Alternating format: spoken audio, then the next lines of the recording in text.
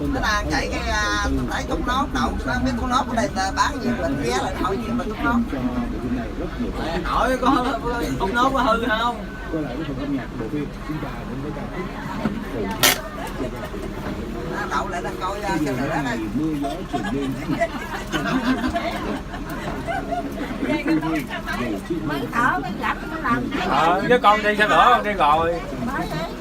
Rất là tin tưởng của biển, dẫu phải đối mặt với cả Rồi chiếc xe lửa mà nó đậu đằng tới chiều chắc mình đậu đây nó hơi quá.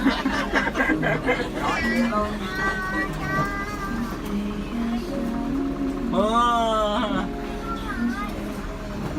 ở trên này lúa vậy không có ra nó đậu nó có cao nữa. Ra ngoài giờ nghỉ á. Lại đậu đi chậm luôn rồi thôi nè. Sáng vậy hừng đông á. Hỏi đông đài á chạy nó đậu.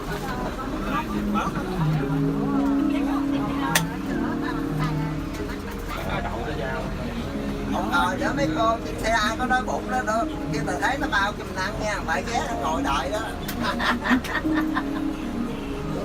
Nói ghét đi à. Ngồi đi đi, kệ nó câu cái gì mà